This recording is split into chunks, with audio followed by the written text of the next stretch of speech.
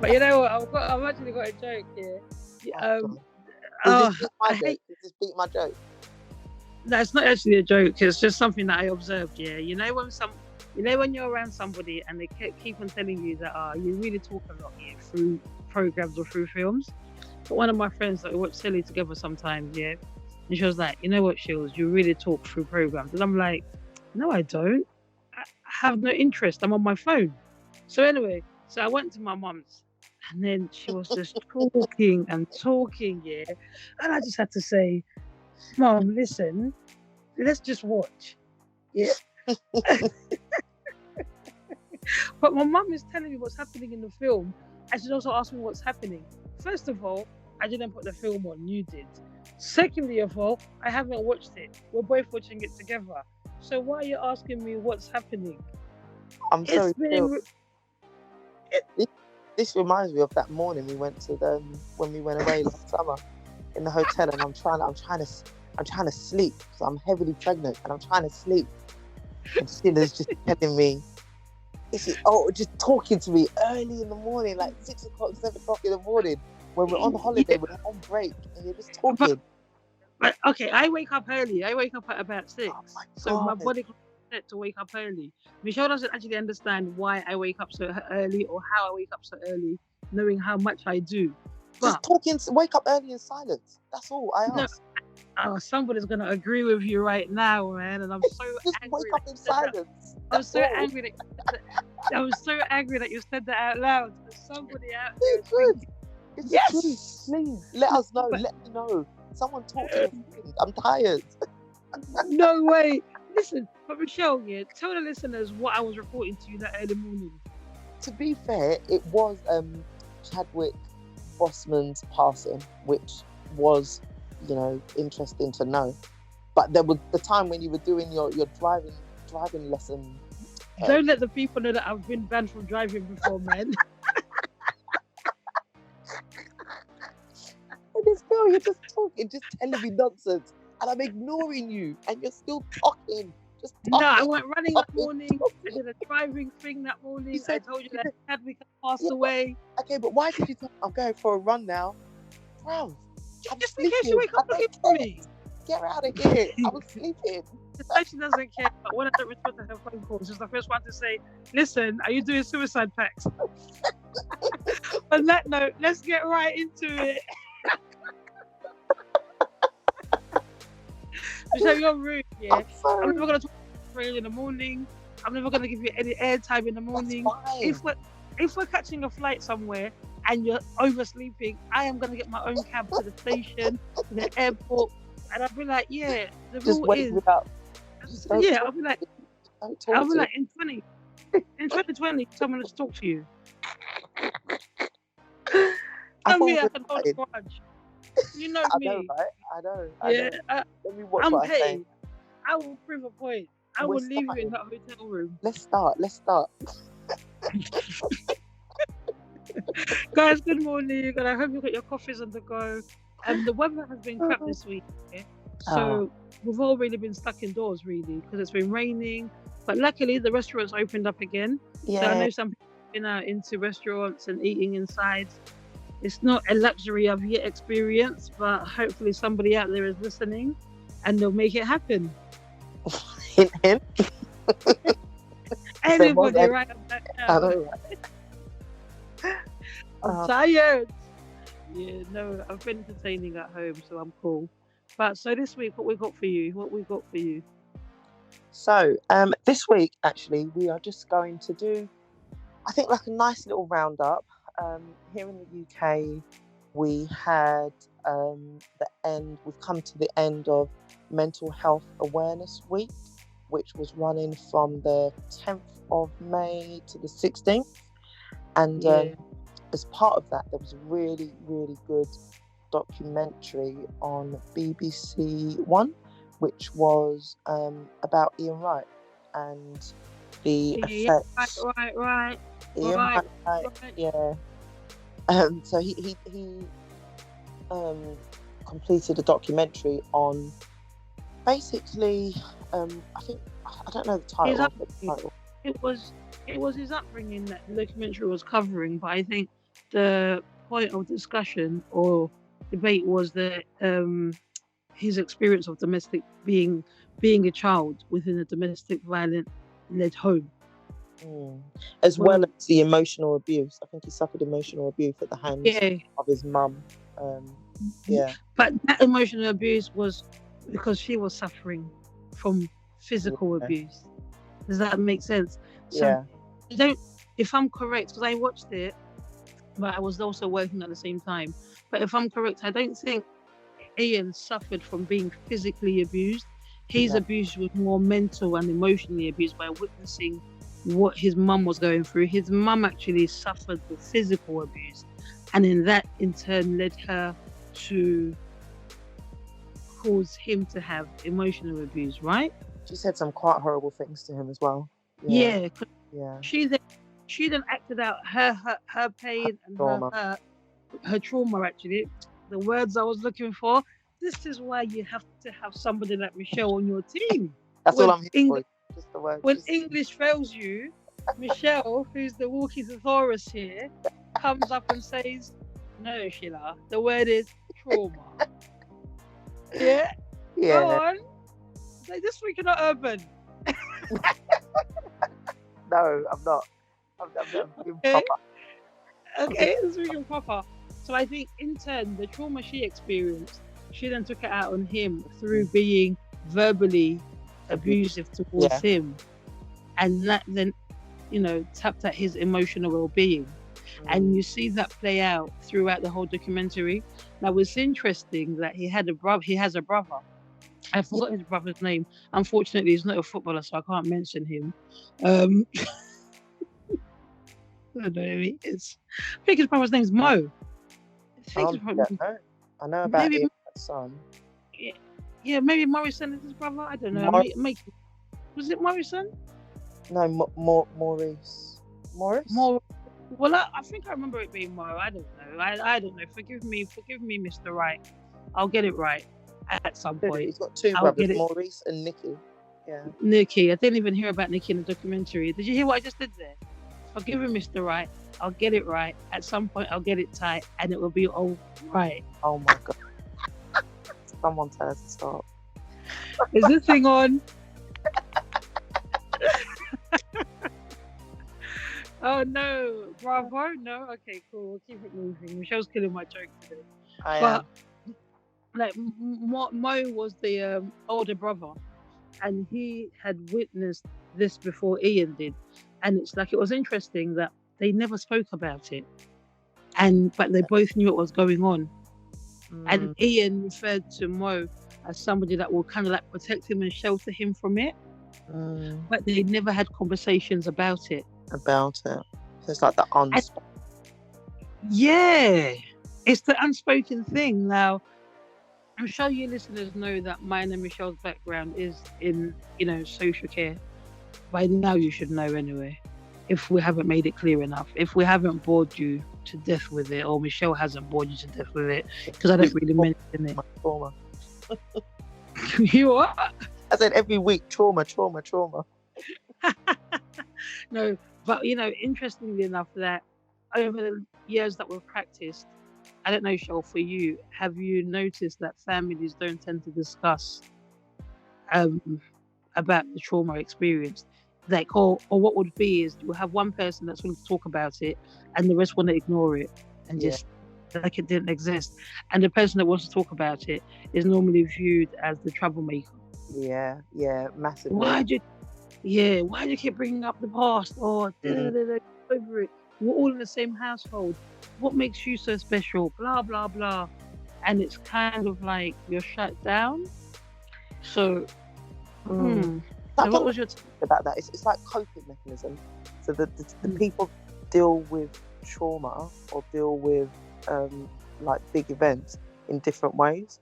So that quotation mark troublemaker, the person that wants to talk about it, dissect it, and kind of like, get their way through it, talk it out.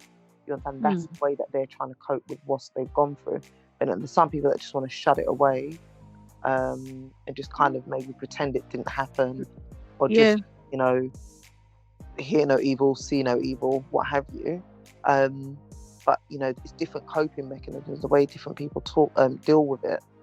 I can guarantee you, the people that normally want to shut it away, I could be wrong, guys, don't shoot me.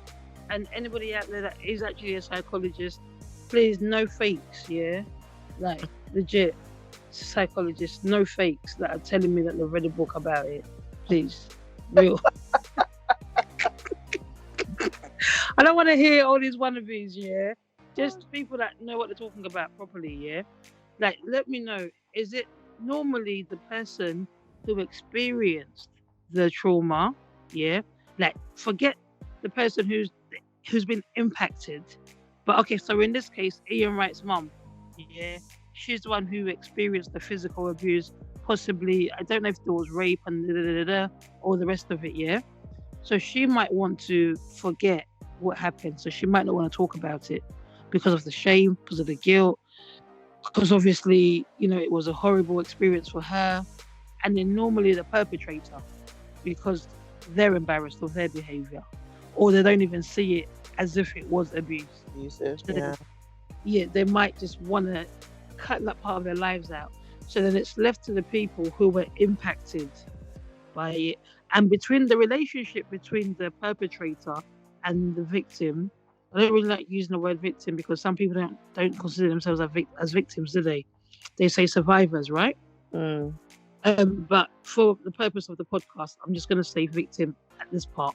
So the victim and the perpetrator would be the only two people that could have that conversation. But even in this conversation, the perpetrator doesn't want to hear what the victim has to say. But when the victim comes out and the people that were impacted by the situation, i.e. the kids, i.e. friends, the victim doesn't want to talk about the experience that she went through or he went through. Think about it. Like, think about it, yeah. Psychologists, please, I'm calling on you to help me make sense of my nonsense, yeah. And the wannabes, you can have a go.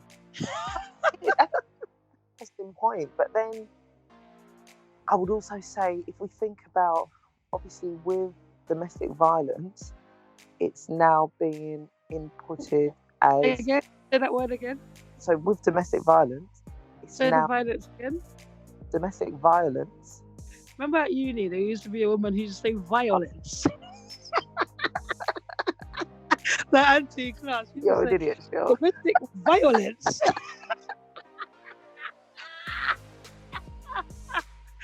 Domestic violence. Oh my gosh. And you know what, yeah, I worked with her once, yeah, and every time we were in a meeting, she used to talk about domestic violence. I used to think, oh my gosh, yeah. And actually, the funny thing is, yeah, she came to my church a couple of times as well, yeah. And whenever I saw her at church, I always used to think about violence. Did that let me see? No, that's not let me speak, yeah. This one, I won't say that one, because if I say where she's from, then it will be bait. If she ever listens to this podcast, she'll be like, nah, she was just dubbing me, bruv. Yeah, and then she'll come and do violence on me. No, but go on, Shawan. Go on, I hit you up. Let me forget, yeah. What I was going to say is... Talk about domestic violence, yeah. Yeah, with domestic violence, obviously what they've said is that physical violence between parents is now classified as abuse towards children because of the impact that it has on the children. So domestic violence between adults is now classified as emotional violence or emotional abuse towards children. So just because... What's that? That's definitely a fact. Yeah, I know, but when you're talking about... So therefore, actually, you're talking about the victim just being the maybe the adults who were like physically harmed and the perpetrator. Actually, the victim, by this new definition, is also the children. No, but I did see that the children are the ones that are impacted and their emotional and mental well-being is compromised. But then that means they're on par then with, let's say, the female who is being physically attacked. Mate, are you trying to make me lose my job? No, I'm just saying, sorry, my bad. Because if I speak now, Don't speak, Shilla. Don't speak. Don't speak. Yeah. Don't speak. If the African in me comes out to speak. Please don't. Please don't. Go back to Essex. Return back to Essex, please. Okay, I'll be honest with you, yeah. Like, I definitely believe, yeah, that if a child is within a household where any form of abuse or violence, whatever word you want to put on it, is taking place, they're impacted negatively. 100%. Yeah. So, but I don't want to say the woman or the man, that is being pounded on every day, waking up with those black eyes or being raped, Do you know what I mean? That level of physical, because some people have been murdered. I mean, let's talk about the Ian Wright documentary, yeah? He said that one day he could hear his mum being punched and kicked about in the next room. I can understand where his fear was and how, I can't understand because I've never experienced it before, so I don't want to even use the word understand or the statement I understand. Because even when I speak with service users, I never say I understand. Even if our experiences are quite a parallel to each other. Like, I know a lot about loss, but I've never said to a service user, I know exactly how you feel. They might feel it differently, because when I was people, I didn't feel suicidal, but they might feel suicidal. So I can't say that I understand how they feel. But when I'm hearing Ian Wright talk about being in the room and he can hear his mum being punched and there's nothing he can do about it, and his brother Mo, big up Mo, is covering his ears to try and stop him from hearing it. Yeah. Even now, I take away from Ian to Mo, who's now playing a role of a protector. You see what I mean? And he's also just a child. Yeah. I see the impact there. But that mum is being raped, being punched, being beaten up, and all because the rice and peas wasn't cooked to the good spec. It's just a little bit crazy, right? But you know what it is? I'm a bit of an oversharer, but when I grew up, I moved around quite a bit, but when I grew up, I don't have a lot of memories from when I was young. And I was actually telling Dan this the other week. I literally do not have a lot of memories from when I was a child, but I remember my mum's first husband. She's happily married now 20 odd years, but her first husband, I still remember me and my brother in one room, and they were just arguing. The shouting was so, the word that comes to mind is ferocious. It was just so vicious, and that is one of the few childhood memories I have as a in her mid-30s. Literally, I don't have it. It's weird because, like I said, I don't have a lot of memories from my childhood. And this was when we lived in Waterloo, so I was under 10. I don't think my middle brother was born. So maybe I'm between, say, 7 and 9. It's just you and Mister. Just me and Phil, just me and Phil. Yeah. So Josh isn't about. But I just remember, it was just so... It was just so scary, and the room was spinning. That is the memory. Wow. I remember being in the room, and they were shouting, and I don't know if it was scared now or anxious. I don't know what, but the room, my bedroom was spinning, and they were just arguing, and but that is the impact. Was it extremely loud? Yeah. And I don't know. Like I said, I don't even think they were hitting each other. There wasn't fighting, but they were just shouting so aggressive. Are you sure they wasn't just talking to each other in Yoruba? If I punch you now, people will say that I'm being an violent African, but I just want to slap you sometimes. Because you know what, I have, had a few experiences where I'm saying to some guys, please, don't talk to me as if we're out here fighting, Oh my God. Tone down now. Tone down. I'm right here. You don't need to shout. I'm right here. No, away from the jokes, yeah. I only threw that in just to make it a little bit lighter, because I can see my girls serious here, guys. And it's not about me hugging Michelle on this Saturday morning. Hugs are allowed in this country, yeah. Oh, actually, no, they are. They are now, yeah. But it's just not happening. Not today, because in a minute she'll piss me off, so why hug her? But, no, but seriously, what you're saying there, and for a child who... And, babe, what did that do to you following that? What was your response after that to your mum and to, your mum's husband? Like I said, I don't have a lot of memories from my childhood, but that is one of the memories I have. But Can I ask you a question? A personal question? Yeah, go on then. Yeah. So do you think having that, I don't want to call it instability rather, but do you think having your mum being in such a relationship, do you think that's what built the bond that you have with your grandma, because it felt that was a place of shelter and place of security? Potentially instability, yeah. So my grandma and granddad were married, oh man, they would have been 60 years. Well, granddad passed away last year, but it would have been 60 years in October last year. So yeah, massively. I think having that, I don't want to say consistency, but yeah, just having that stable relationship, and maybe just seeing like their happiness and the opposite from what I was kind of raised in. Because this then brings me to that statement that that famous quotation that Lambeth used: "God, shall you know it so well, let the world know." So where I work, one safe adult, and I think one kind adult, actually. One kind? Is it one kind adult? Just one kind adult. They say that's all, and that's what Ian Wright said. They're in the documentary. He just said, look, basically it was his teacher. He had this teacher, I think it was a PE teacher, that saved him, that believed in him, that didn't actually know what was going on at home for him.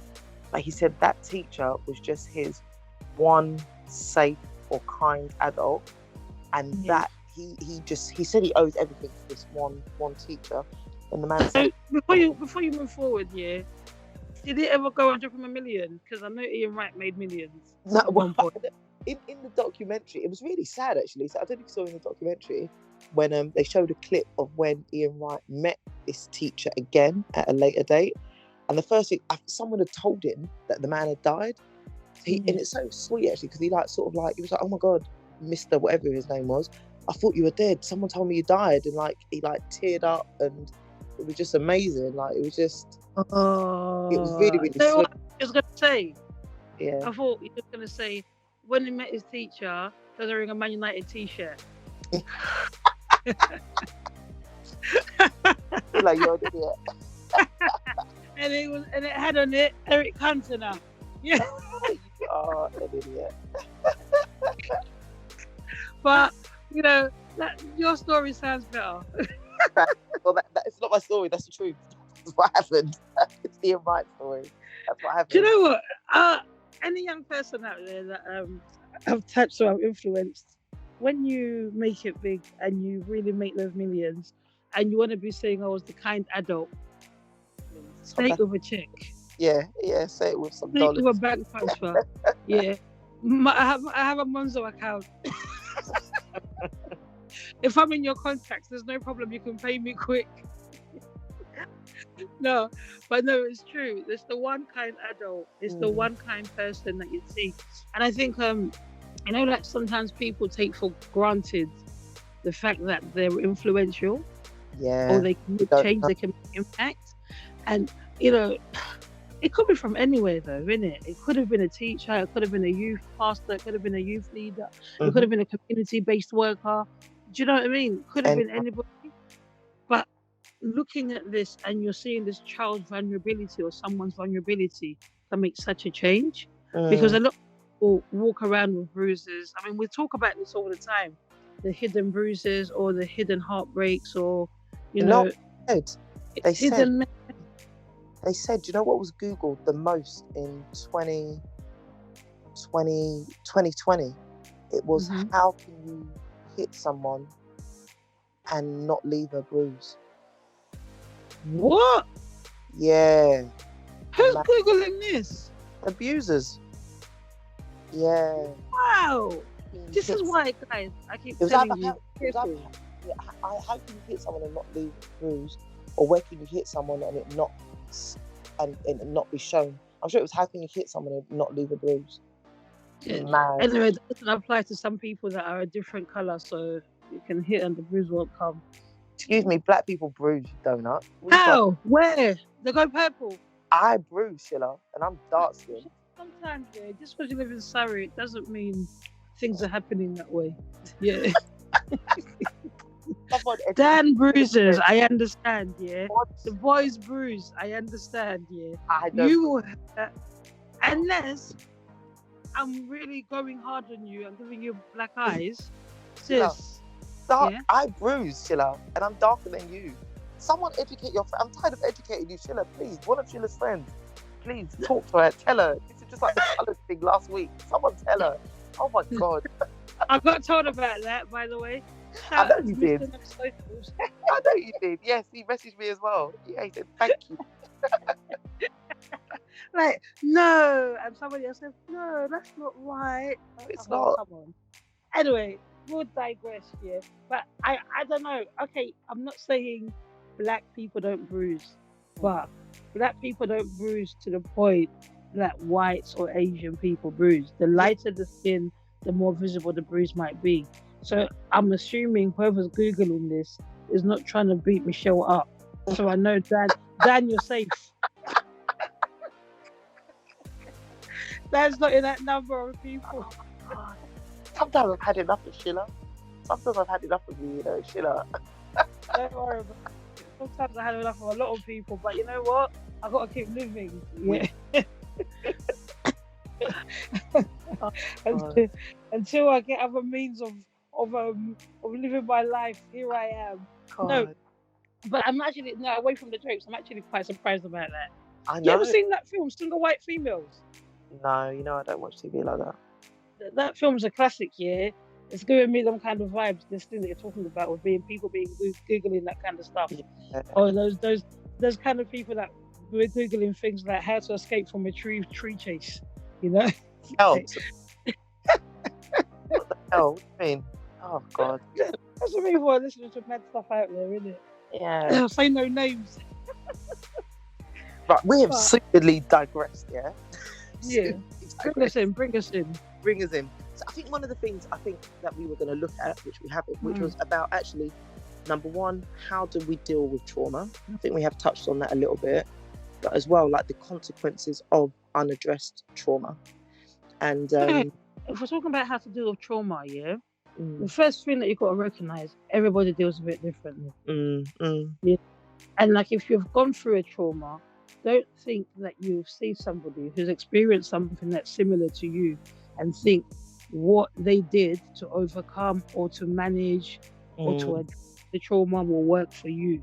Yeah. Because each trauma is in itself. It's not a comparison thing, isn't it? Not one of those things, yeah. So you've got to be really, really, really aware of that. And I think that comes with you going on a journey of self-discovery. But you've got to be willing to do this. But how do you get to a journey of self-discovery, one might ask? Therapy. I think that's one of the things, definitely one of the things. I think one of the other things as well, that I think a lot of men have been thinking about, or that I've seen on the socials anyway, that people have been talking about, is about actually like knowing the difference between mental health and mental illness. So a lot of people think trauma, actually, I'm not going to talk about it. I'm not mentally unwell. I'm fine. I'm this, I'm that. And actually, in the now, number one. But it's about actually knowing the difference, that mental health is, the way I put it, it's very simple, like physical health. Some days we have good days, some days we have bad days. Sometimes I've got a cold or I'm tired. Some days I'm fine. That's your mental health for your mind. And the mental illness is actually when you've been diagnosed with a specific mental health condition, schizophrenia, depression, anxiety. So OCD, that's a result of poor mental health. actually your mental health is something that you need to look after and that you need to just consider. So one of the things is like therapy. That is definitely one of the things. And so in therapy, counselling, talking, well, basically any form of something that helps you talk it through. Some people use exercise as a form of dealing with mental health. Exercise. Yeah. I mean, it's okay. I'm not saying I have mental health here. No, you're not saying you not have a mental illness, you're saying. Listen, Michelle, me, I'm looking at the word of God and what it says about my life. Oh my God, okay. I've just told you what mental health is, so we've all got mental health. Don't tell me you haven't got mental health. I'm messing around. I love winding Michelle up here. I know, right? It's just so easy. It's just so easy. And the thing is, is that every week I wind her up with the same matter. And she's just like, when will I learn? When will I learn? We're all going to church tomorrow. No. But the truth is this, how I manage my mental health is I enjoy exercising, and I set little tasks for myself to give me like a little boost. Do you know, like when you achieve something, you always feel like, oh yeah, I did that. That's great. Yeah. So like I set myself up with little boosters. So for me, going for a run and accomplishing that run for 40 minutes or 30 to 45 minutes, it's a boost for me. So I get that little boost every other day. I'll be like, okay, cool. Then something nice might happen that will then add to that. Then I might not feel so low. Like before we started recording, I was feeling a little bit of a type of way, wasn't I, Michelle? A bit hacked off. Yeah. Yeah, I was hacked off, as you know, they would say in the suburban areas. But but obviously there's been so much good that's happened that Michelle was able to talk me through, that I was able to just put that to one side, if that makes sense. Yeah. But some people don't have those good things around. So they keep on going into a state of depression, a state of insecurity, a state of deep thoughts that are negative. And then that's the illness kicks in. Yeah. Am I right? Yeah, no, yeah. And then to get out of the illness, that's another battle itself.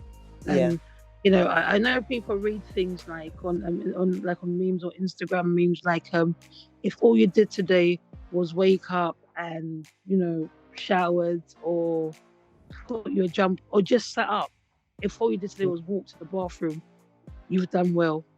Yeah.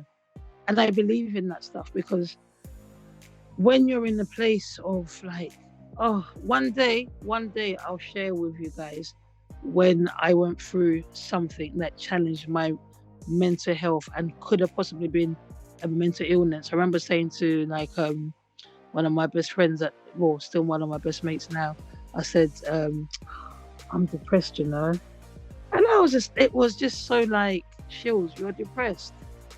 And I was just like, depressed. I suffered horrible anxiety where I thought I was going to die every second of the day. And that went on for like 6 months, if not longer.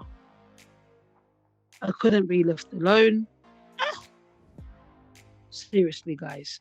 So I definitely know when people talk about certain things. Yeah. Although I don't make the statement of saying, I know how you feel.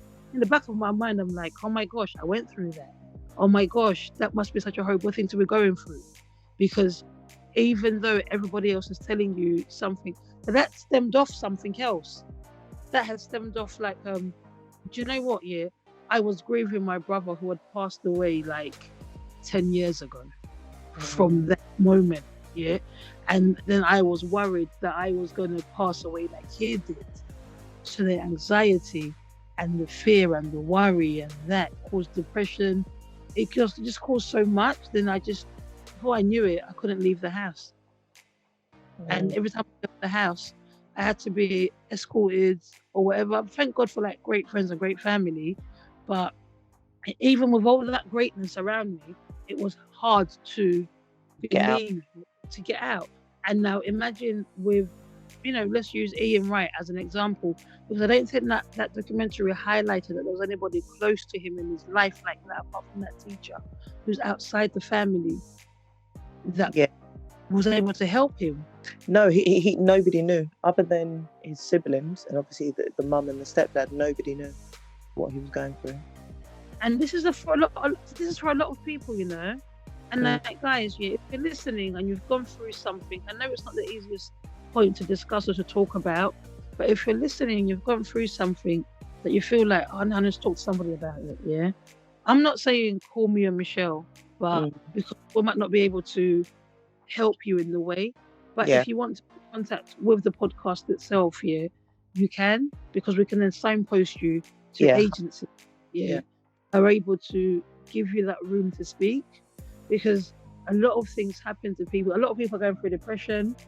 A lot of people are going through anxiety. A lot of people are going through different forms of traumas. But there's no avenue to release these things. Yeah. And I think as well, do you know what's so interesting? That you look at someone, like people would look at you, people look at me and may think, oh my God, like they never, like they're so happy, they're so loud, they're so this, they're so confident, they're so this, it's like, you know, that could never happen to them. And every single time I talk to people, it's just like we've all been through it at one point or another. And that thing about the anxiety, I remember I used to have this thing where I used to think I was going to die around my birthday. I'm not going to make it. In the months leading up to my birthday, something's going to happen.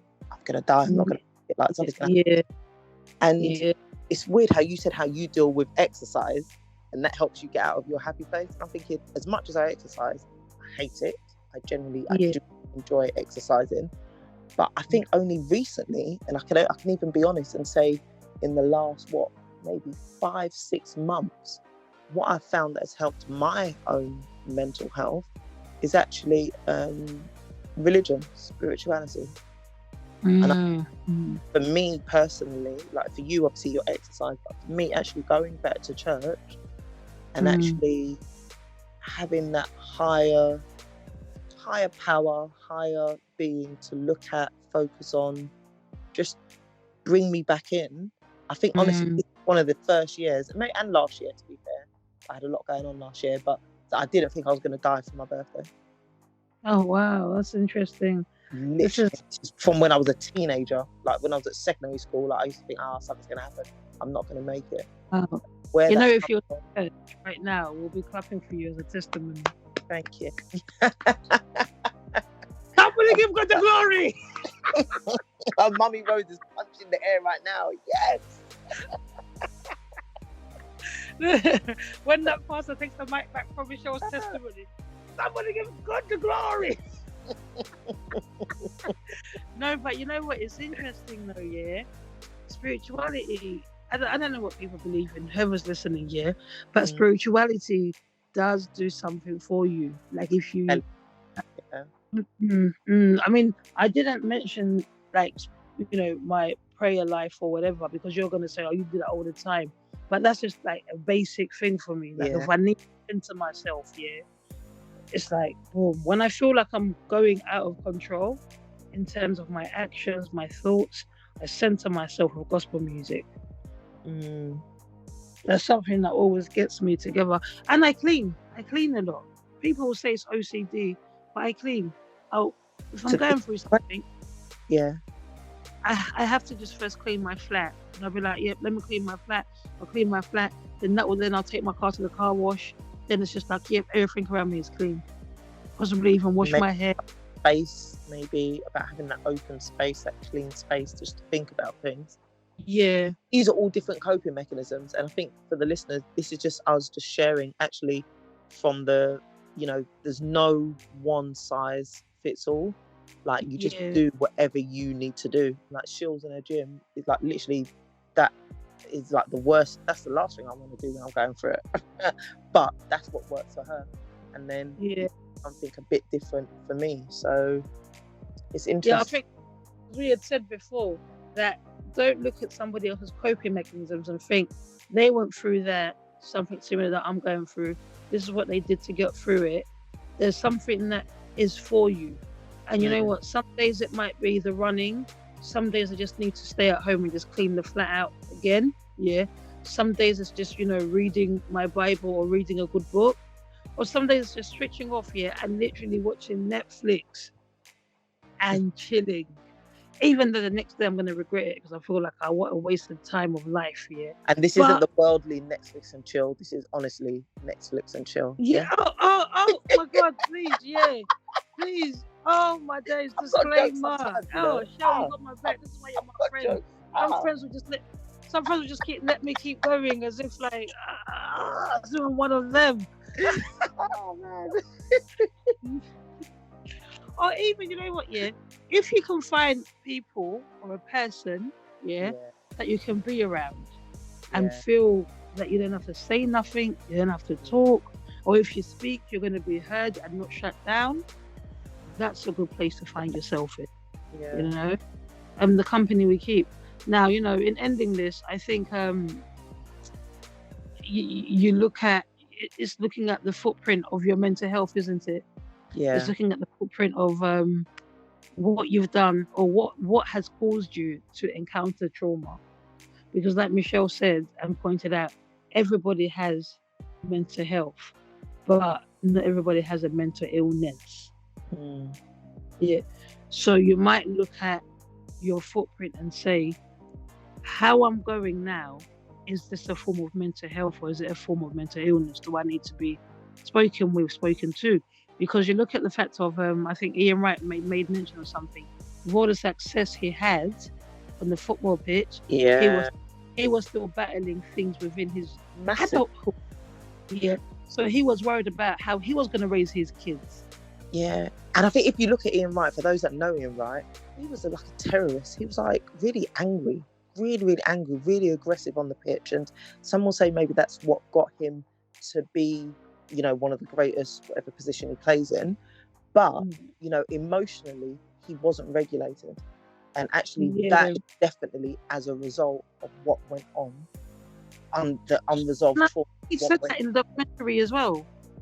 Yeah. I think he made that statement, something similar to that in the documentary. So it's not me and Michelle out here putting words in his mouth. No. It's not that. And Ian, if we are, forgive us. Please. To us. We haven't got the funds. But we're just trying to kind of like labor on the point that, you know, what's the word that we use? What's the statement, the phrase that is, not all that glitters, not all that is gold. Not all that gold. Because some people think like, oh, I made it in the foot. I remember like Ian Wright was like a legend in my household. Yeah.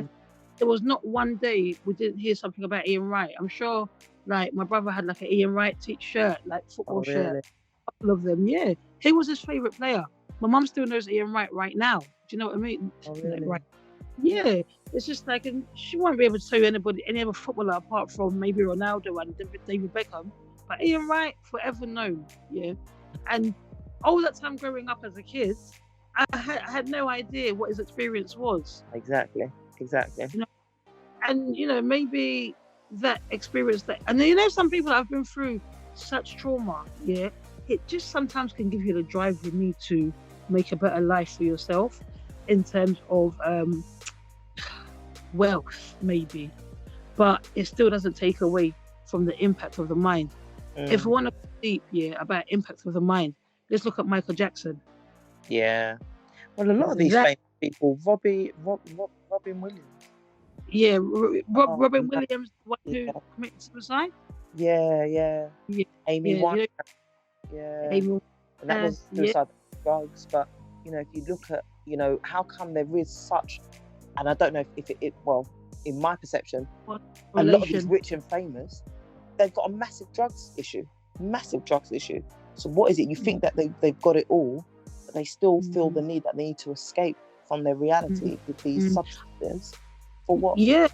What trauma is it that they're running from? I think why I picked up on Michael Jackson was because if you've ever seen the film The American Dream, it kind of like, I don't know how real the film is. I don't want to speak badly of the Jackson family, but I don't know how real the film is. But it shows a lot of like domestic violence. It shows a lot of physical abuse towards the children. You know, there's a slim line between work and slavery for these kids. Yeah. All in the bid for them to, you know, be successful. And you know, if you look at it from another perspective, some cultures might say, well, look at the lifestyle they had, but then look at the damage. Look at the damage that he was left with to deal with right through his adulthood. Yeah, I think if we ever did look at a footprint of mental health or mental illness, that's a good person to look at, because that footprint is there solidly from what the documentaries have told us. But in the words of Michael Jackson, this is it. Yeah. On that note, guys, we're gonna let you on. I know it's been a little bit deep, it's been a little bit serious. It's not as, light-hearted as last week was, but at times we have to get serious, we have to get real. We'll have to look at the real impact and things that really matter. And hopefully, as you guys continue with your Saturday, you have a little think about of what areas of needs you have. Yeah. And like I said before, get in touch, get in contact. The blog will be out next week, and it will be covering issues around mental health and the footprint around it. So tune in. Oh, well, go and read it, really. If you haven't subscribed yet, subscribe. If you haven't followed, please follow us on all social media platforms. That's YouTube. The next one, Shell? Spotify. Instagram. YouTube. Imagine I said all social media platforms. Michelle's talking about Spotify. Guys. Yeah. Oh, I thought it was where you could so alone. It's been a long morning, yeah. I thought it was where you could hear us. My bad. Oh, you can hear us. You can hear us from where you're hearing us now, because they're already hearing us, Michelle. Guys, you see why I have to be so cocky on this? It's the yin to the yang. You need me and I need you, okay? Oh, I have a song. I won't sing it. Anyway, guys, Instagram, Twitter. I gotta say Twitter, Facebook, YouTube. TubeView. I'm getting it right now, yeah? Yeah, you're getting it right, go on. Is it TikTok? TikTok? Are we on TikTok? TikTok tick. Yeah, TikTok. That's more like Michelle now getting it wrong, yeah. But guys, all those popular places, you will catch us. But if all fails, it's so simple. www.coffeemorninglaughter.com. Simple. Yeah. If all fails, just go there. And you can listen from there. You can leave a comment. I'll stop there. Please, Shilla, please. Please. You know what? Everybody have a good weekend. Have a good Saturday. Please. We'll be back in your ears next week. Yeah, guys. Take care.